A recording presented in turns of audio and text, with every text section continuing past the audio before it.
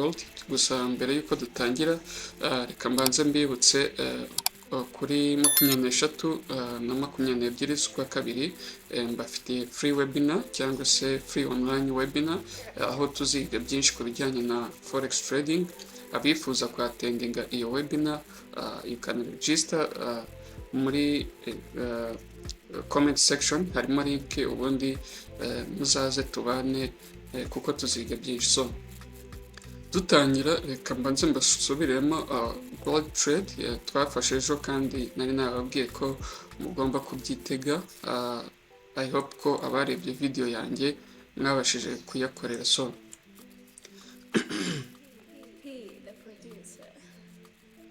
dukora analysis zacu, market yari muri uptrend gusa isitinze muri ino range cyangwa se iri muri range market. Muri izo niho yari iri mu gitondo, yari iri muri range, gusa twifuzaga ko hari high chance ko ya breaking ikaza kuba rejected kuri iyi support. Twabonaga ko iri strong, gusa nari nababwiye ko mugomba no kwitega ino support yindi ya yellow itariho green box. Nari nababwiye ko nayo ishobora kuba rejected. Mu gihe ubonye any rejection wa taking a buy yawe kuko bizaba biri safe. So rejection twarayibonye after CPI. Murabona ino kando ya green yakoze rejection with long wick na body ntoya ugereranyije na body. So next candle imaze ku openinga yaramanutse kugira ngo i-creating a wick. Imaze ku breaking highs y'iyi previous candle ya bullish candle, niyo yahise entry yacu. Dutargetinga ino next resistance. Nuko twafashe ino trade hari good confirmation kuko ukareba ino candle yabaye rejected kuri iyi support yacu. So means ko was good confirmation to kuba twafata trade tukatargetinga ino next resistance yacu. So I hope ko nari nabasobanura icyo mugomba gutegereza. I hope ko hari abayifashe. So reka turebe uno munsi kuri gold. Nkuko mubibona gold iri very bullish cyangwa se iri muri uptrend. Uje ukareba zino candles zijya upside ziri very bullish, utu candle turi bearish ni duke cyane. So urebye ziri no hejuru ya moving average, which means ko market yacu iri very bullish. So uje ukareba yesterday candle ukuntu yabaye rejected, yaje testinga ino support yacu iba rejected, i-closinga imeze nka hammer, which means ko our buyers bari in control market kuko aba sellers bagerageje gupushinga isoko hasi. Aba buyers baravuga ati oya katwongere turi pushing hejuru, bari pushinga hejuru, i-closinga imeze nka hammer. So kanda y'uyu munsi ukuntu yopeninze ya flipping down, i-creating a wick, it flipping up, which means ko hari high chance ko market yacu yaza gufiringa ino wick yo kuwa kabiri iraza gufiringa ino wick. Hari high chance ko so uyu munsi turi bubone upside kuri gold. So twihuse tumaking highs na lows za current candle. Icyo bidufasha kumenya trading zone y'uyu munsi cyangwa se aho market uyu munsi iri gutrading.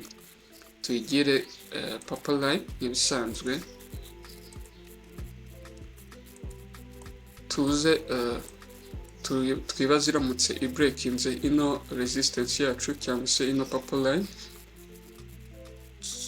next support yaba ari iyihe? Next support uje ukareba ni resistance, uje ukareba left side there is no candles, which means ko iriya week yabaye created kwa kabiri ariyo support yacu yindi dufite. Tite tuza dushyireho yellow line byerekana ko ari daily resistance, niyo mpamvu tuyigira yellow line kugira ngo itandukane n'izindi. Twongere twibaze iramutse breakinze ino support yacu, next support yaba iyihe? Yaba iri ahangaha. So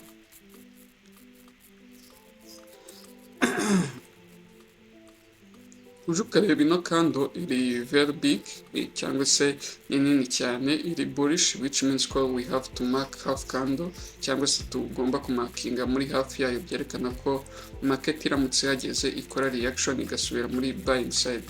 I think ko hafi ari aha, dushyireho green box.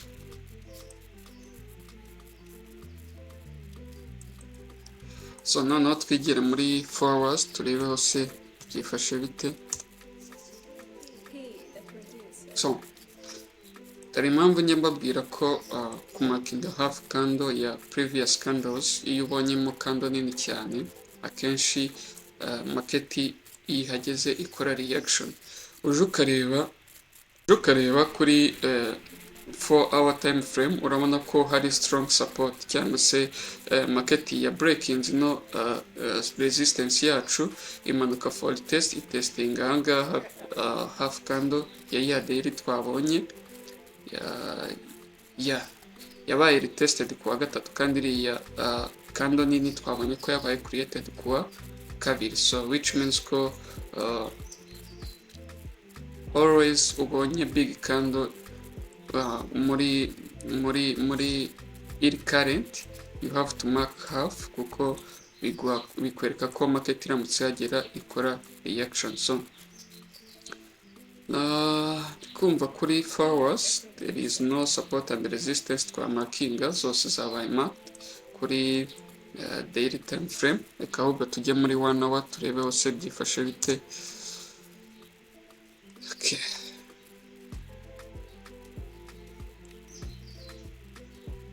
Kuri 1 hour reka nayo ndabona ifite support twa markinze ziri valid, ahubwo reka tujye muri 30 minutes turebe ni izi opportunities dushobora kubona uno munsi. So kuri gold for now twavuga ko iri muri no range cyangwa se iri muri no zone. Tuyihindure green or white, sorry, tuyihindure white box, byerekana ko ari no trading zone cyangwa se aho tutagomba gutradinga, kuko buri gihe mbabwira ko mu gihe market iri muri range market you don't have to trade in range. Rindira wowe ikore breakout yerekane direction igiyemo, ubundi ubone gutekinga trade ya.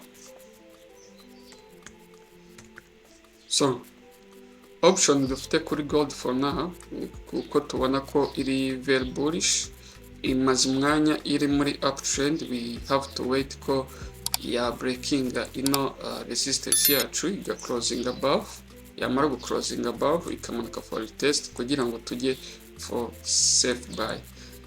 So impamvu mbabwira ko breakout for now, uramutse ufashe breakout waba byaba biri high risk. uje ukareba iri muri uptrend, iri very bullish. uje ukareba kuri izi current candles ziri muri uptrend without making any range. So that's why mbabwiye ko mugomba kurindira ko closing above ikongera ikamanuka for test kugira ngo ujye for buy. Another option ishoboka nuko yamanuka hasi ikabreakinga ino support yacu, iyi ngiyi ikaza gukora retest y'intuza y'isa support yacu, ikaba rejected, ikabona gukomeza hejuru. Ndikumva kuri gold ari ibyo twakitegura kuri uyu munsi, gusa naha hari strong resistance, aho hari strong support aho yabaye rejected yesterday. So you have to wait ko naho ishobora kuba rejected.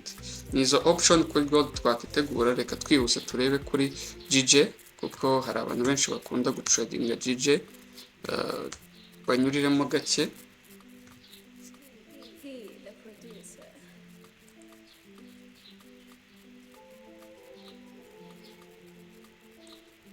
So GJ nayo iri muri reversal cyangwa se iri ku reversinga. So uje ukareba kuri iyi side GJ yerekanaga ko iri bullish, imanuka irongeje creatinga zone ahangaha. So we have to be careful with GJ, gusa iri kwerekana ko iri muri reversal side, gusa iri gutradinga muri iyi zone kuri daily time frame. Ariko waza ukareba kuri current candle zirerekana bullish side cyangwa se ko buyers bafite imbaraga.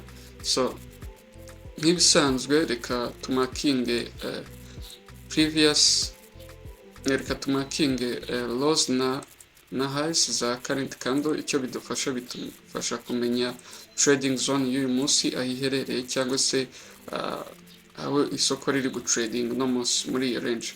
So twibaze iramutse breakinze ino line, purple line, next resistance yaba iri he? Next resistance yaba iri aha, tuyigire yellow itandukanye n'izindi, yerekana ko ari daily time frame. So iramutse breakinze ino resistance yacu, ino support yacu, next support yaba iri ahangaha. So reka tumakinge rero na half y'iyi yesterday candle. Murabona ko iri nini cyane, so which means ko muri hafi yaho candle y'uyu munsi iramutse yageze yahita iba rejected igasubira muri buying side. That's why we put green box, byerekana ko ishobora gusubira muri buy side. Iyo iri muri downtrend dushyiraho red box, byerekana ko ishobora gusubira muri selling side. So tujya muri forwards turebe hose byifashe bite. Urabona ko muri forwards ya half candle tumakinze y'ejo yahageze ikaba rejected igakomeza hejuru. So muri forwards nk'ibisanzwe iyo tuhageze twa adjusting support na resistance zacu. Mbere yuko twashyiraho indi support cyangwa se resistance, turabanza tuka adjusting mbere izo dufite. So ahangaha urabona ko hari resistance cyangwa se support yahindutse resistance. Muri forwards tuyigire indi kare itandukanye, bitandukanye na daily time frame. So twumva kuri forwards izo twamakinze ziri valid, ahubwo reka tujye muri 1 hour turebe ko byifashe bite. So muri 1 hour murabona ko market yacu iri muri ino zone, ikeneye ku breaking ino zone yacu. Tujya ahubwo muri 30 minutes turebe nize opportunities dushobora kubona. So reka tuhahindure white box, byerekana ko ari no trading zone cyangwa se aho tutagomba gutradinga. Always murambabwira ko utabugomba gutradinga muri zone kuko biraba biri very risky. Rindira ko market breaking iyo zone ubundi ubone gutrading. So mbibandikiraho ko ari no trading zone.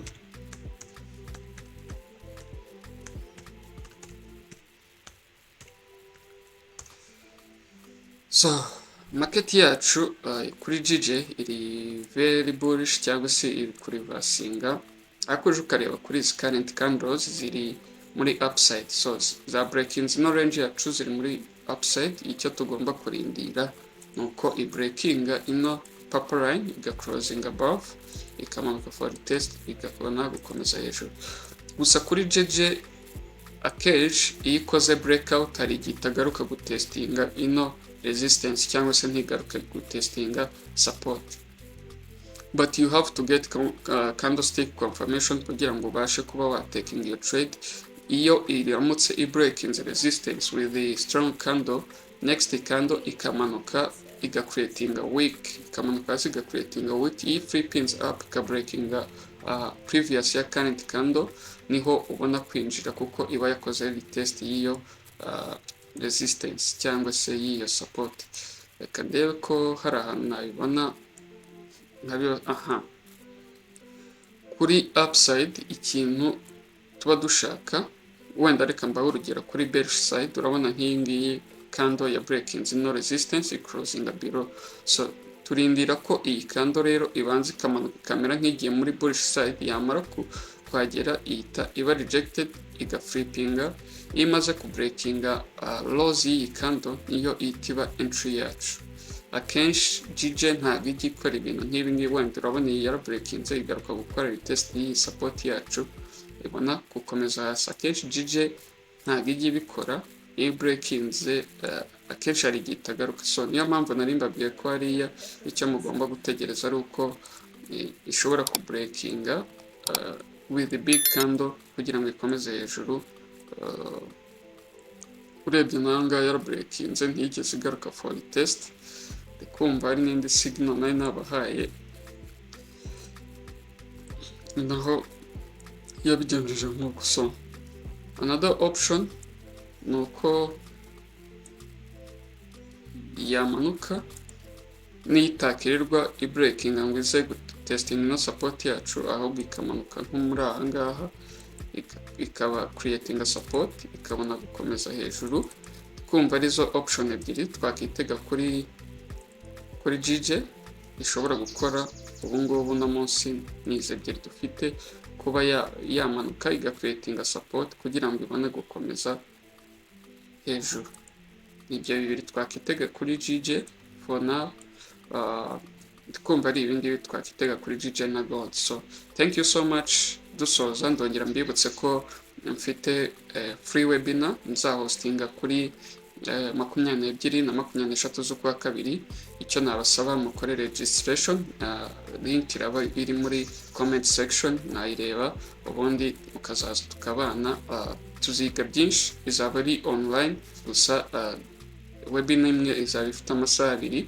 So urumva ko ari opportunities ku bantu bashaka kwiga forex trading. So muzaze mwese twigire hamwe twunguranye ibitekerezo. Thank you so much. Happy trading day.